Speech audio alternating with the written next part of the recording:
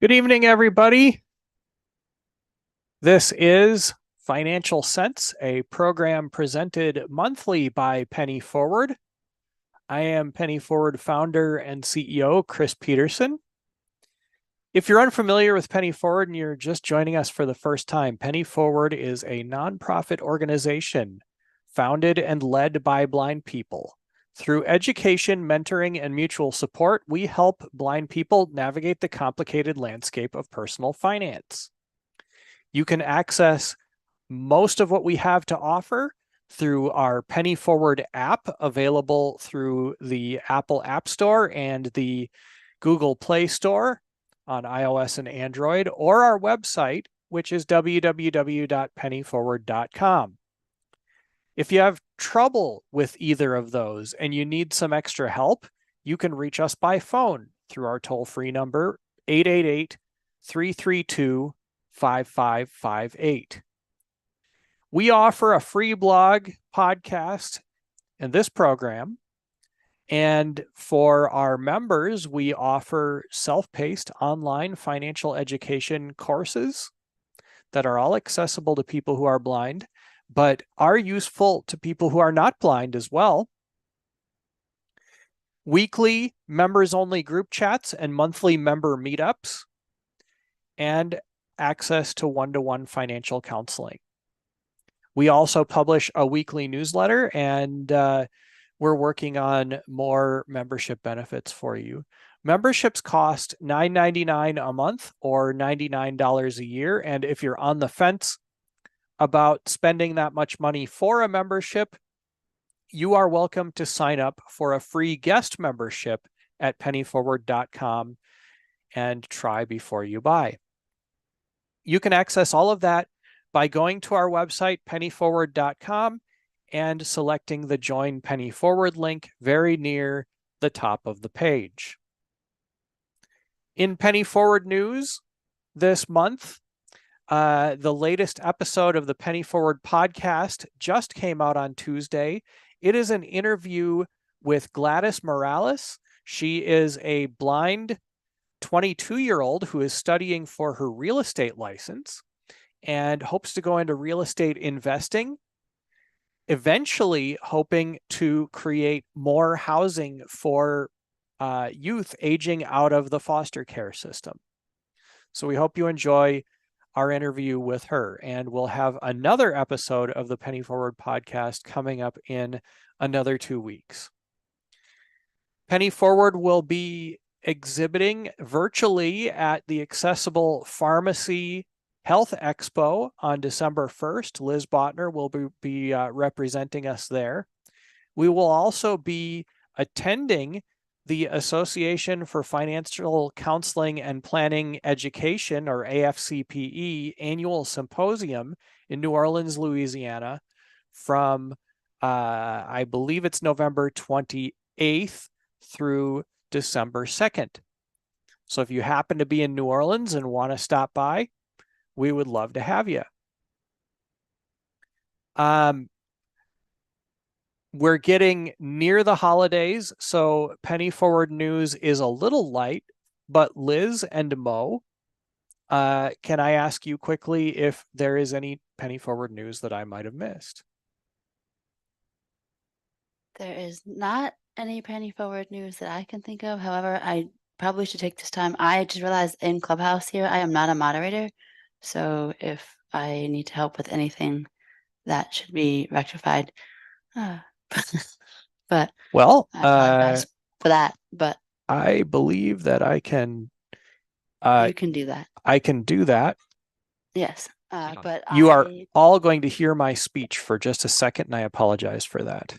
Make a moderator. But I do not believe that we missed anything. Thank you. You're welcome. All right, Liz is now a moderator in Clubhouse, so I'm glad we got that taken care of. Mo, is there any Penny Forward news that you believe we have missed? I just wanted to mention that if you are helping plan a state convention or event for next year, please let us know so we can start scheduling our events for next year. Thank you for that. And by the way, Liz is Liz Botner. vice president of the Penny Forward board, and she's over in Clubhouse moderating our Clubhouse room. And Mo is Mo Carpenter, the Penny Forward program coordinator, and she is in Zoom moderating the Zoom room. And we are also streaming live on Facebook and on our YouTube channel because everything seems to be working correctly this evening, which is pretty great and doesn't always happen as much as we want it to be. And we did not just jinx ourselves. No, we did not. I'm sure we did not. Good point. Turning then to financial news for this month. The month of October's financial data is now out, and it's important, particularly to the Federal Reserve, who has decided to keep interest rates steady for the moment, but has one more opportunity to either raise or cut interest rates before the end of the year. The Consumer Price Index for October showed that inflation was holding at right about 3.2%. That's a little bit higher than the Fed wants it. They would like it to be more closer to 2%, but it has been on a good downward trend for a while, and it has the markets somewhat hopeful that the Federal Reserve will not need to raise interest rates anymore. That's caused the stock market to reach levels that we haven't seen since around July. And it reached a high since July. Yesterday, there was a slight pullback today, but only slight. And that is because there is some doubt or some concern that the Federal Reserve may see things differently than the markets do and may feel the need to raise interest rates a little bit more.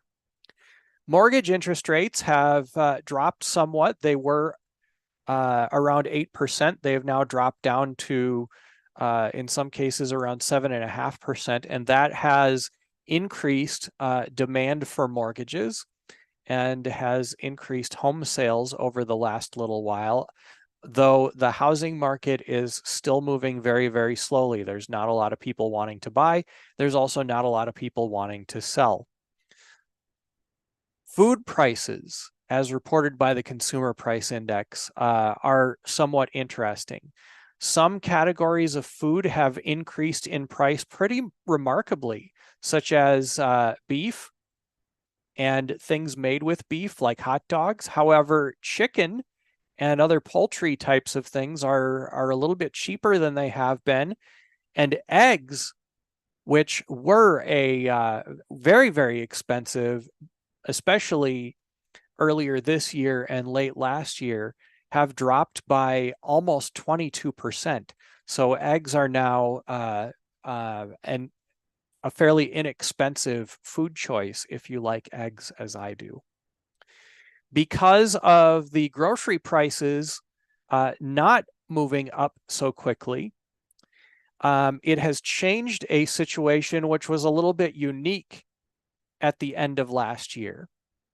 At the end of last year, grocery prices had gone up a lot faster and a lot further than restaurant prices. And this meant that in some cases, you're actually getting a better deal by eating out than by buying food at the grocery store. However, that has now changed and is sort of back to normal again. Restaurant prices have gone up pretty significantly, even on the cheaper end of the restaurant spectrum, say McDonald's and Burger King. But grocery store prices have not been increasing nearly as much. So it is now more expensive to eat at somewhere, even somewhere as cheap as like a McDonald's or a Burger King, than it is to go to the grocery store and buy food and make it at home. And that is not only good for our wallets, but it is also good for our health, because food that we make at home, especially if it is unprocessed food, is healthier than food that we would eat in a restaurant that tends to be fairly high calorie and high in fat and salt content and other things that aren't necessarily good for us, but taste really good nonetheless. So that's grocery prices. And that's what I've got for financial news this week. Liz or Mo, did you happen to notice any stories that you wanted to bring up?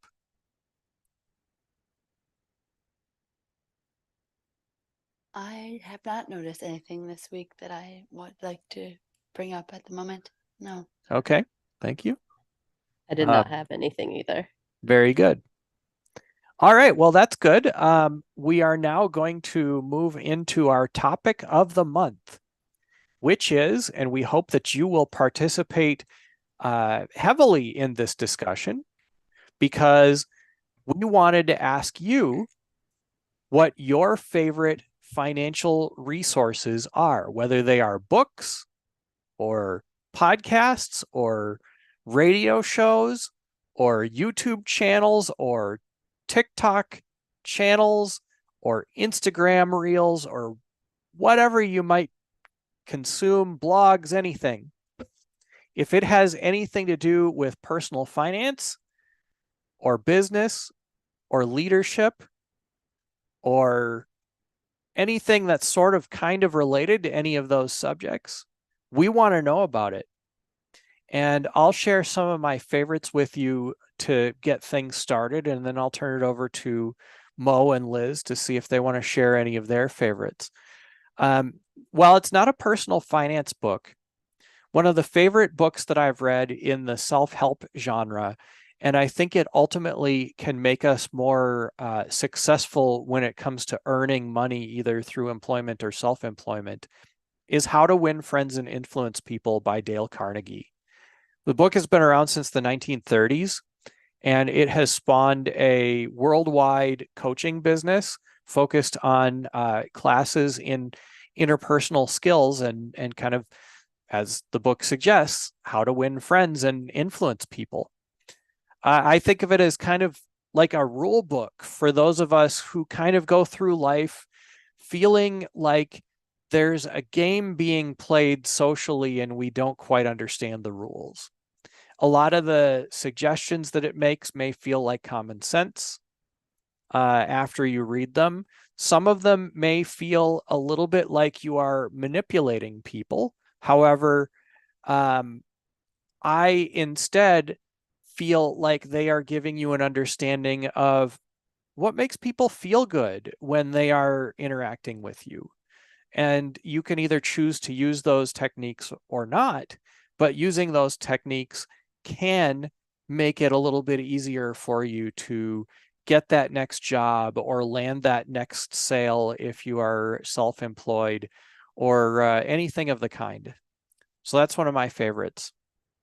I've also been reading a lot of personal finance books lately, particularly for our book review series on the Penny Forward blog. And while it's not a very entertaining book, How to Make, what is it called? How to Make Self-Employment Work for People with Disabilities. I don't think I have the right title there.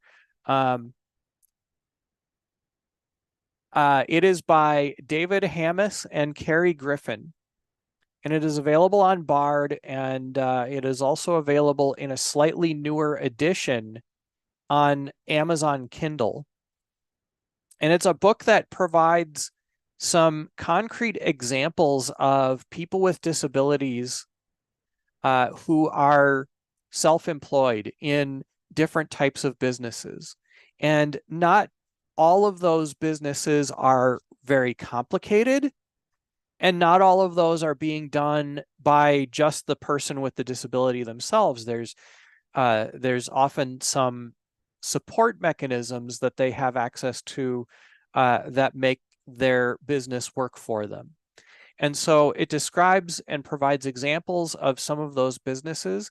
It also describes the kinds of record keeping that you should do as a business owner if you are receiving SSI or SSDI benefits, and how you should report those details to the Social Security Administration, as well as providing some examples of business plans that you can share with a VR counselor or a someone who is helping you with Ticket to Work or a plan for achieving self-support or something like that. So I found it to be a very helpful book with lots of good information. The version that was published on Bard was published in 2003, if I remember correctly.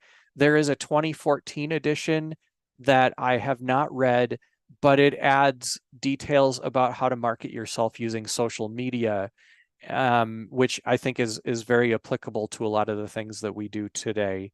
So I'm a big proponent of self-employment, and I really enjoyed that book.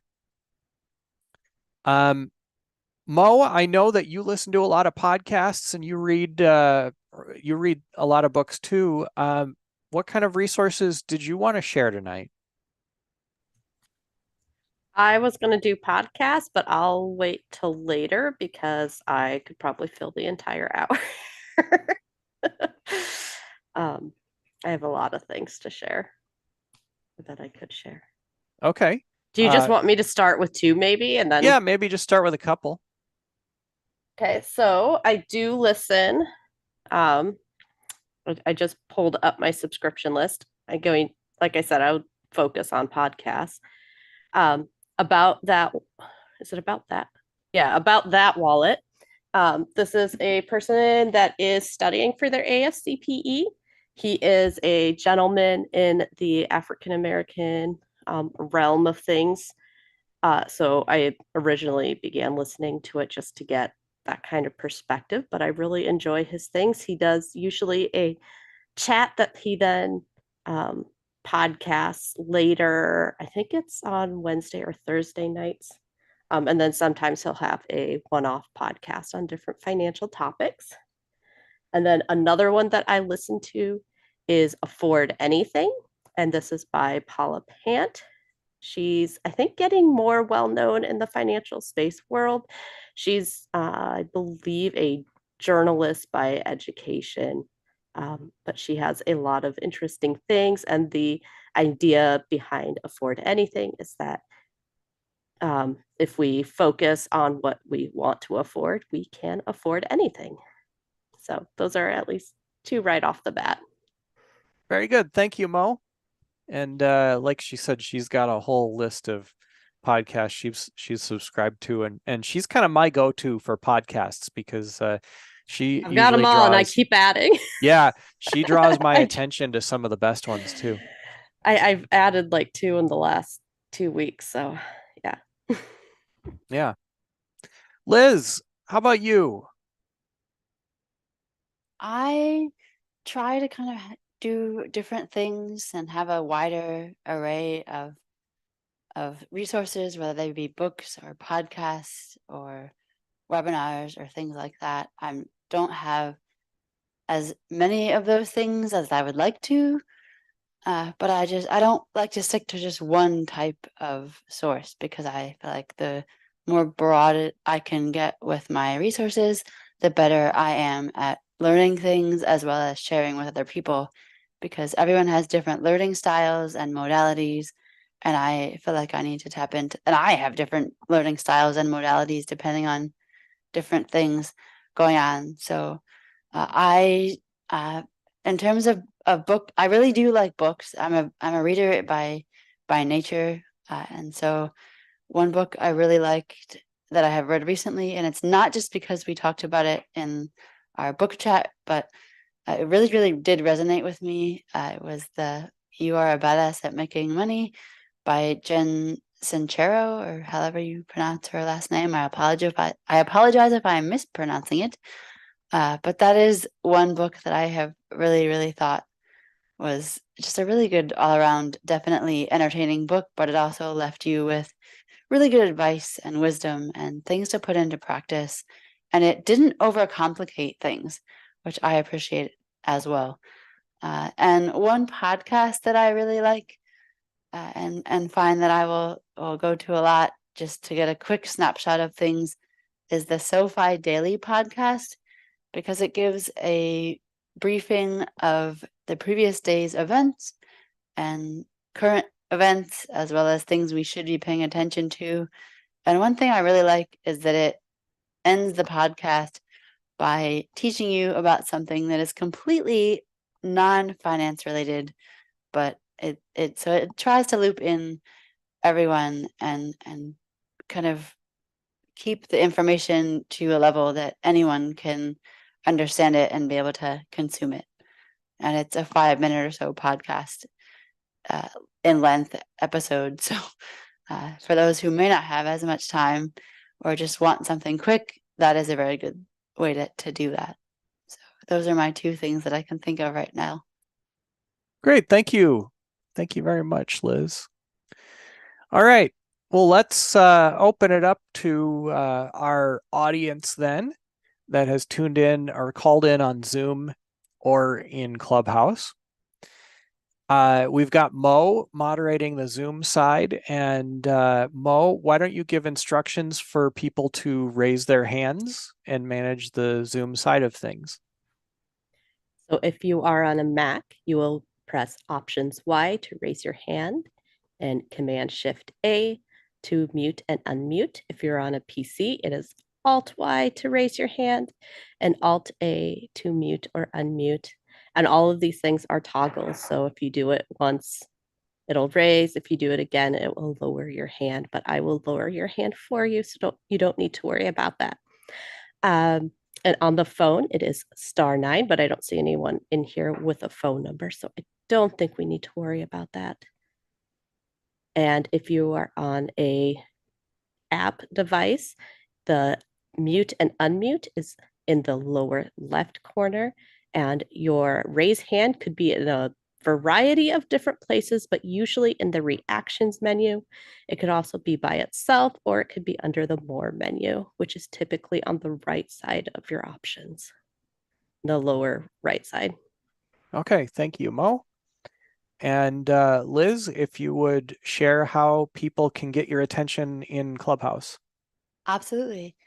In Clubhouse, in the bottom of your screen, there is a button that says Request to Speak. If you activate that button, it will send me a little prompt that you would like to speak. I will then invite you up. And when you are on stage, you, as they say in Clubhouse language, you are muted by default, and which I ask that you please stay muted until you would like to speak. And then you can unmute. And to do that, where that raise to speak button previously was, will be a mute unmute toggle. And for those in Clubhouse, if because you can't, once I bring you up, you'll then be on stage.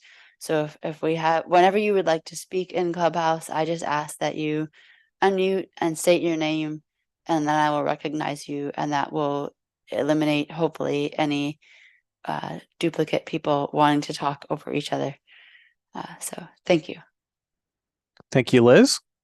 And again, we're inviting you to speak up and share your favorite resources, or if you're looking for something on a particular topic, go ahead and raise your hand or whatever and ask, and somebody here might have just what you're looking for. Mo, do we have any raised hands on the Zoom side yet? I've not heard any go up, and I do not see any. All right. You want to share another podcast? I was going to say I can go through the B's. I got 3 of them. Sure. I had Bad with Money by Gabe Dunn, formerly Gabby Dunn. And this is a podcast that I really enjoy because it brings a variety of aspects of lifestyles that I have no clue about. So obviously, Gabe is transitioning into being a male. So that's where that's coming from their standpoint, but they also get other people and aspects in. He also has sometimes done some book reviews and not given your standard reactions to some of those book reviews, and does a grab bag of Q&A I don't know if I think it's only a couple times a month, but there's some good topics in there. There's also Borrowed Future, which is a podcast that was done by the Ramsey Solutions people, and that is over how the student loan crisis has kind of evolved over the last few years. That one is not ongoing that I can tell. At least I haven't seen anything new on it, but I have heard it uh, advertised. So I don't know if I just don't have a good feed on it.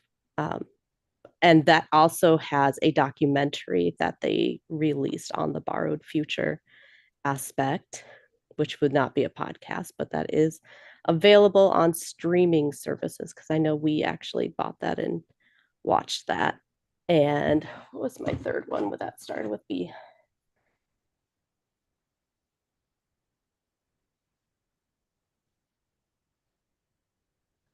Sorry, I forgot. All Oh, right. Budget Nerds. That was the other one. And this is people from the You Need a Budget, and they go over a variety of ways that to use that app in creative ways. So that's a little more of a niche topic, but it's still entertaining. Well, thank you. The Bad with Money podcast, that is also a book. And actually, I'm reading that right now. Bard has it, but it was written by Gabby Dunn, I guess, who is now Dave Dunn. But the author is Gabby Dunn, and that is a book. So I don't know if the podcast was a spinoff of the book or vice I versa. believe But the book came first. I don't Okay. remember, but yeah, I read the book, I think, first and found the podcast after that. I don't remember. it's just I know funny that Chris I'm has like, oh, also I'm read reading the that book. I have read the book, and I have actually done a book review of it on pennyforward.com. I really enjoyed it. Yeah.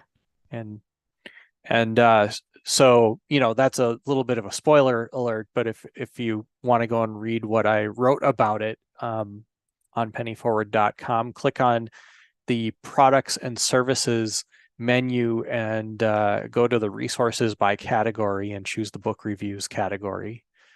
And you can find it there along with a bunch of other book reviews that many of us have published. Liz, has anyone unmuted themselves and asked to speak over on the Clubhouse side? Not at this very moment. Okay.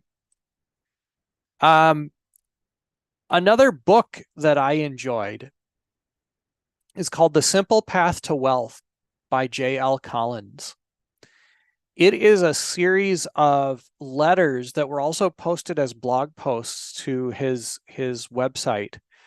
They were letters to his 24-year-old daughter who really didn't have much of an interest in money or wealth building at all, but he wanted to give her his advice for when she was ready to take it. And so it's written in a very simple and understandable way that kind of explains saving, why you'd want to save, why you'd want to invest, why the markets fluctuate in a very kind of fatherly, folksy way. And this has become a very popular book, particularly in the financial independence, retire early or FIRE community. But whether you are a FIRE person or not, it is still, in my opinion, a really good book with a lot of helpful advice and helpful information in it.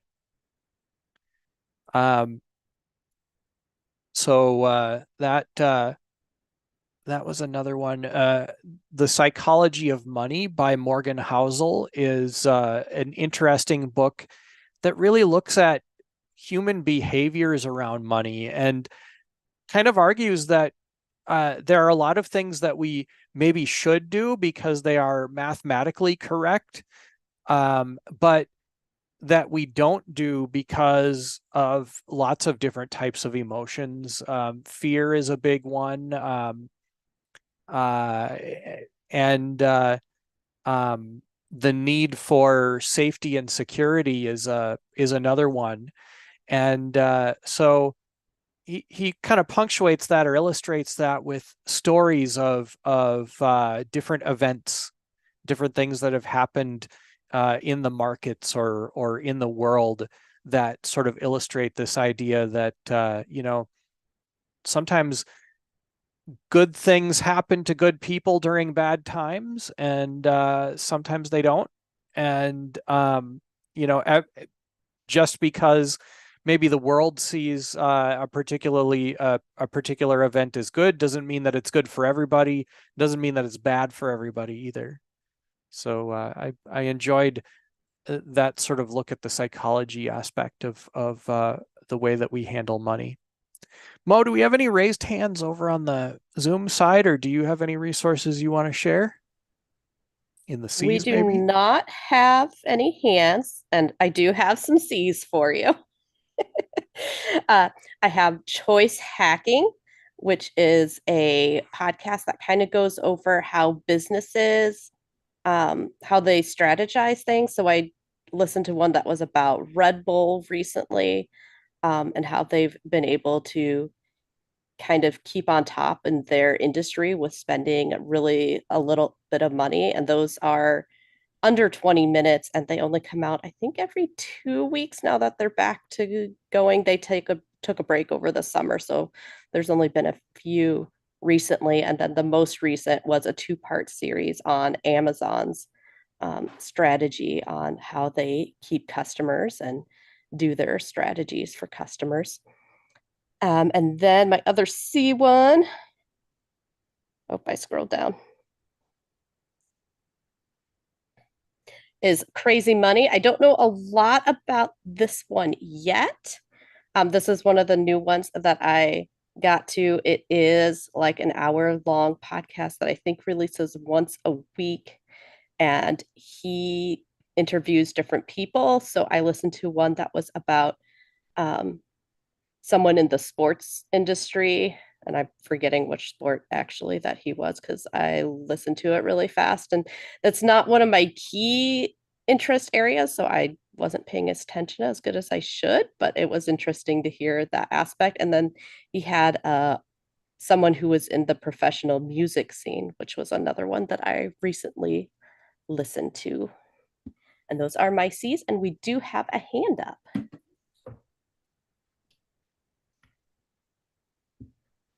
And that is Teresa. So Teresa, go ahead. Hello. So my go-to is books. I have a lot of podcasts that I'm signed up for, and I just forget to go listen to them. And my thing has been personal development. So anyway, but why I really raised my hand was I've had a lot of distractions going on, and I haven't been able to take notes. Do you guys have show notes for this, or just listen to the recording later and get the notes? No, I we'll am publish. attempting to Yeah. take notes as we go. So Okay. Yeah, attempting. we usually do our best to publish show notes for these Okay. afterwards. Yeah. Cool. Thank you. Because you guys are saying a lot of cool resources. And I was like, what was that? I didn't. So, okay. That was my big fat question. Oh, thank you for that. Okay. I'm muting. All right. Liz, how about the Clubhouse side, or do you have any additional resources that you'd want to share? We do not have anyone currently in Clubhouse on stage other than myself at the moment. All right. I'm just looking through some of the other books that I've read here.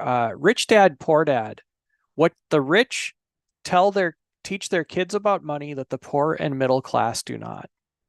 This is a really popular book in the financial or in the personal finance space. And the first time I heard about it was in the 1990s when my roommate read it and explained to me kind of some of the things that it said. And I either didn't have access to it at the time or didn't take the time to get access to it.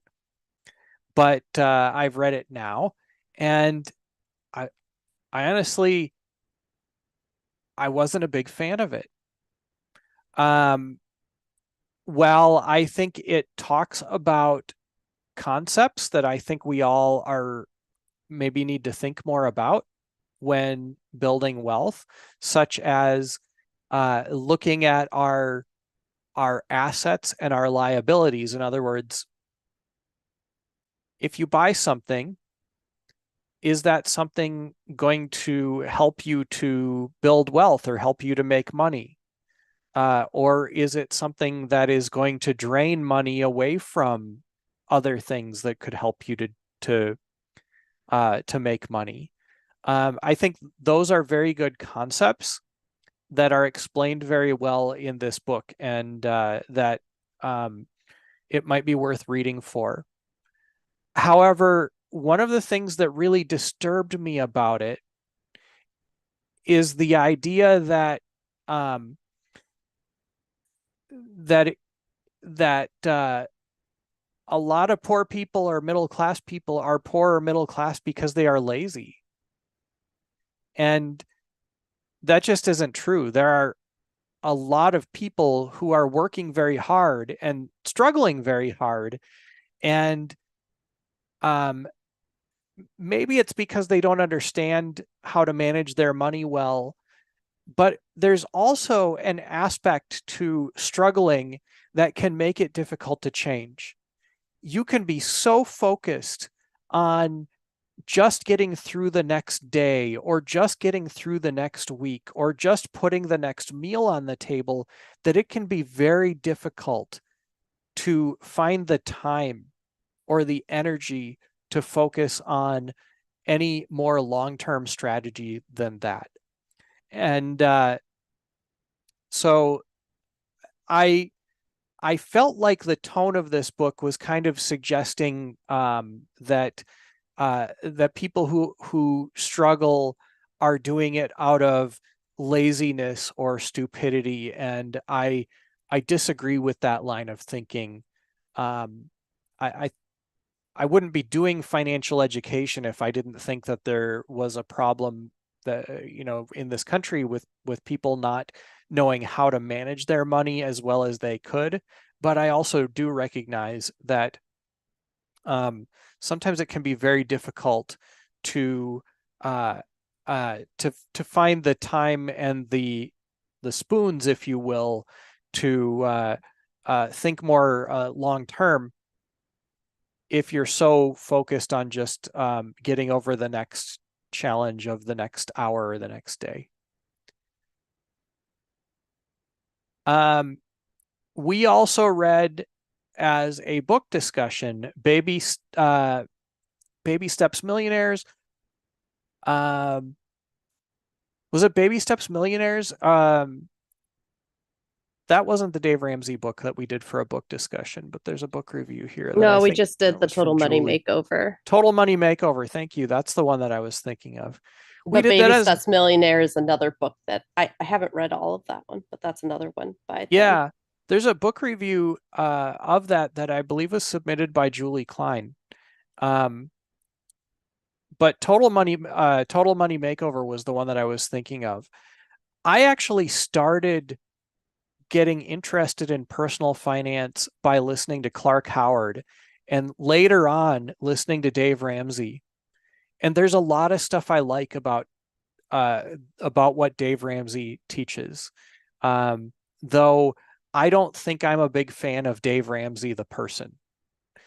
However, I do really find that the idea of financial peace resonates with me, and that staying out of debt and making decisions that make you feel safe and secure with your money are very important things. And those are themes that Ramsey and I entirely agree on. So I generally enjoyed the book, though there are some parts of it that can be very controversial. One of the parts that is most controversial is Dave's idea of retirement planning, where he basically suggests that you should be able to safely withdraw about 8% from your retirement nest egg per year without running out of money. And many financial experts don't agree with that. And some, like Sue Zorman, think that maybe a 3% is safer. William Bengen was a financial planner who published a paper coining something called the 4% rule that said 4% was a good safe number. And he's actually since then studied that and said maybe even 4.5% or a little bit higher might be safe in some circumstances. And of course, this fluctuates depending on the interest rate environment and also the just sort of the economy over time. However, there was an interesting article that I read, I think it was in the Motley Fool this morning, that suggested that for at least some people, that 8% rule, or not necessarily that 8% rule that Ramsey comes up with is safe, but they suggested that the rate that you need to withdraw during retirement may be a lot lower than you estimate it to be, particularly if you are parents raising children. For example, my wife and I have 2 kids, and when we retire, those 2 kids, we are pretty sure, we hope, will not be living with us anymore. So we won't be paying for food for them anymore. We won't be paying for their school activities. We won't be paying for musical instrument rentals or other things like that. We may not even spend as much money on things like Christmas presents and birthday presents and allowances and other things for our kids that we are while they're growing up. And so for us, we may be able to live on something like half of what we live on during our working years because of that, meaning that 4% for us, maybe 4% of say half of what we estimated to get our full set, to pay back our full salary, may be plenty, depending on our retirement lifestyle. Now, that may not hold true for somebody that's single or for a couple that has no children. Their lifestyle during retirement may be much more similar to their working lifestyle, but it also could change if they traveled a lot during their work years and maybe decide they don't want to do that during retirement or whatever. That that may make somewhat of a difference.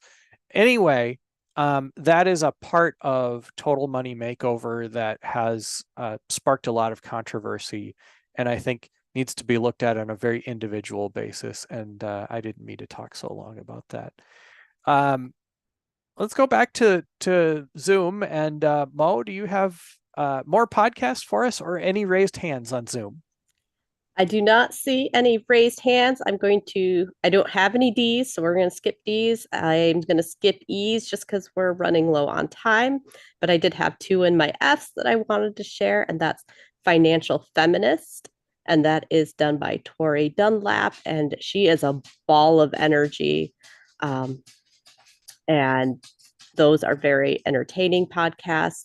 And she's doing a series that has things that are kind of quick start things that are going on that come out. I think they're supposed to come out once a week or something, but I've seen them come out a little more sporadic than that. And then she has some longer form ones. And then the other one is one of my ultimate favorites, and that's the Frugal Friends podcast. And that one has 2 ladies that do it. One's a mom, one is not, and they have just a whole variety of things that they cover and lots of frugal and minimalist tips, but being realistic. And I believe they're working on a book right now that is on kind of finding your why and that kind of thing. And so that is also one of my favorites. All right. Well, thank you, Mo. Liz, how about over on the clubhouse side? Anyone speaking up over there? Not at this very second. Okay. Looking at some other resources that have been sent in by Penny Forward members. And these I'm not as familiar with, but there is Love Your Life, Not Theirs by Rachel Cruz. Here's one that you read, I think, Mo, Dollars and Cents. A Kid's Guide to Yep. Using, Not Losing Money. You want to talk about that at all? It's been a while. I think that was the one that I said was a really entertaining read, but I didn't really see it as a using money wisely read. It had some good information about terminology and things. And like I said, it had a lot on money's history, and that was really entertaining. But it didn't really go into real depth on how to grow your money and use it so that you have it later in life. Okay, thank you. Again, we're looking for your favorite financial resources or self-help, personal development, leadership, business, whatever you got. We're happy to hear them, and we'll try and collect them and share them in the show notes for this program. So go ahead and raise your hand on Zoom or unmute yourself on Clubhouse and wait to be recognized, and we'll be happy to have them. Another. If you happen to be listening to this after the fact, feel free to send us suggestions. We will give our email address at the end of this, I suppose. Yeah. But absolutely feel free to send us your suggestions. We would be happy to have them. Very much so. Julie Klein did a review of Planning for the Later Years by the United States Social Security Administration. Baby Steps Millionaires, which is another Ramsey book that is a follow-on to Total Money Makeover. And You're 50, Now What? Investing for the Second Half of Your Life by Charles Schwab is another one that was sent in by Julie Klein. So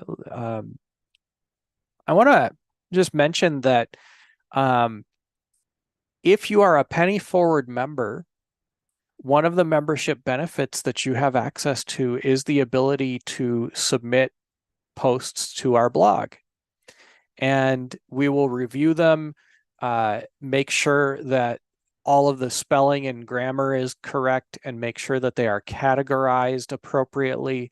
But if you have a book review you'd like to submit, or another resource that you know of that you want to share, or you'd like to review an app or a website or anything like that, you're welcome to do that through pennyforward.com. Again, that's on the My Products and Services menu. There is a Submit an Article page, and there is also a Submit an Event page that allows you to place events on our events calendar on the Penny Forward app and on pennyforward.com. So if you would like more publicity put towards your ACB or NFB affiliate, maybe their state convention, maybe a chapter event, maybe a virtual presentation that you think might be of interest to the blind community, or a personal finance event that you believe might be of interest to the blind community. Maybe something that's hosted by Ramsey or Sue Zorman or J.L. Collins or something like that, where you've maybe attended their events before, you know that they're easy to access or relatively easy to access with a screen reader. We'd love to hear about those things.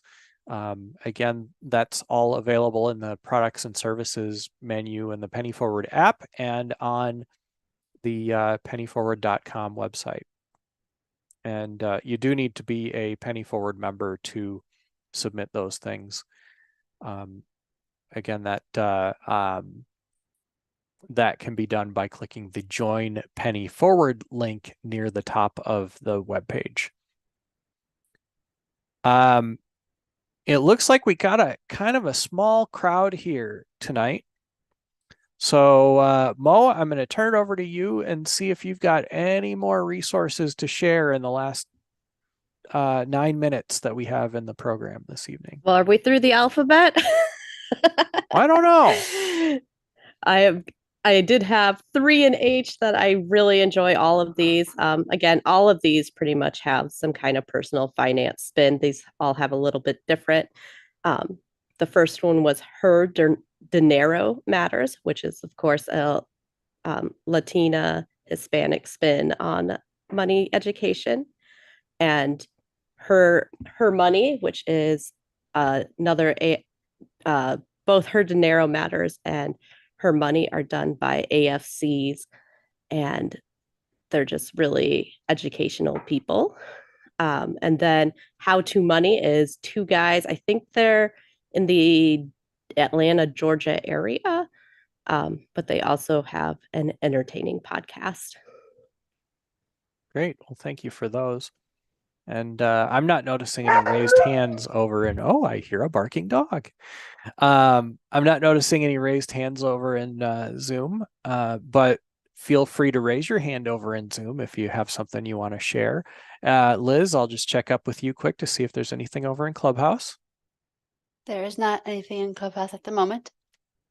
All right. One of the interesting things I wanted to tell you about, I mentioned the Simple Path to Wealth earlier.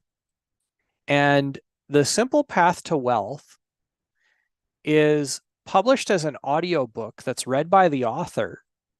And the entire book read by the author is available on his YouTube channel for free. So if you are able to listen to audiobooks through YouTube, which can be challenging because I believe it's about an 8-hour book or so, that may be a way that you can access it if you don't find it somewhere else. I did actually purchase it on Audible because I just couldn't keep my place in YouTube long enough to listen to the entire book, but it is out there for free. So so you can go and search for that on YouTube.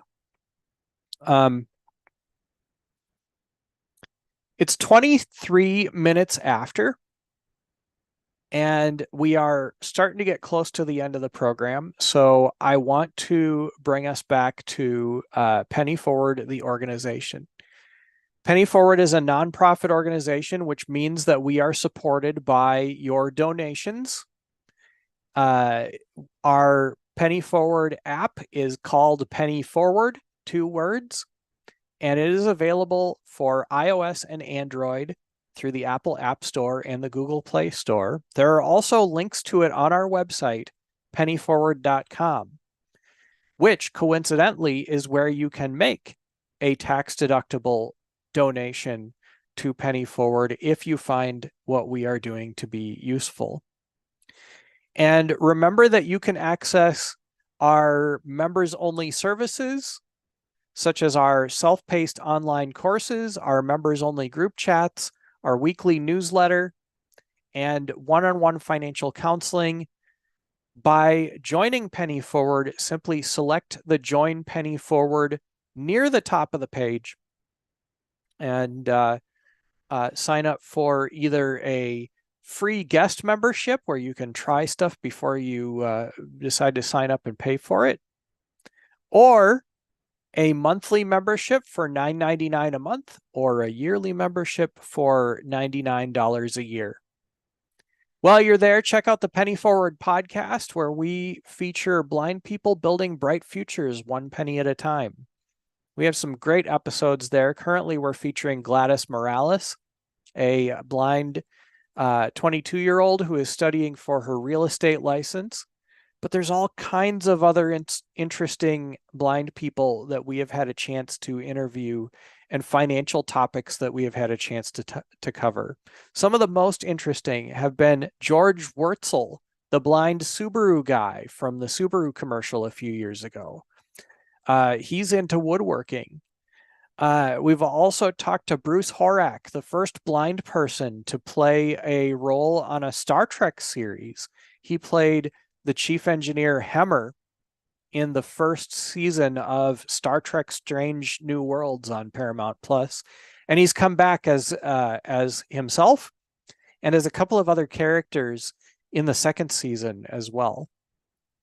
And we've had so many other interesting guests. Sherry Wells Jensen, who was one of the people, one of the first blind people to experience a zero gravity training flight, and has a lot of interesting thoughts on what it's going to be like for people with disabilities to live and work in space someday. So we hope you check out the Penny Forward podcast and see if maybe we have something to offer for you there. In our members only group chats, we cover financial topics from a blinder's perspective. A lot of them are somewhat similar to the Financial Sense programs. Sometimes we go in a little bit deeper on specific topics. Sometimes they are a little bit more or maybe a little bit less interactive. But they happen every week. And this month, we are doing a speaker series where we are bringing in speakers who have careers in personal finance. So far, we have had Kane Brolin, who is a blind certified financial planner practicing in Mishawaka, Indiana, and licensed in a number of other states. And Bob Shingleton, who is a retired examiner for the Federal Deposit Insurance Corporation, who talked to us about some of the things that he's experienced throughout his career and why the FDIC exists to keep our money safe when we keep it in banks. Coming up this next week, we are going to have Amy Smith from the Association for Financial Counseling and Planning Education. Amy is an accredited financial counselor, and she is also the membership services coordinator for AFCPE.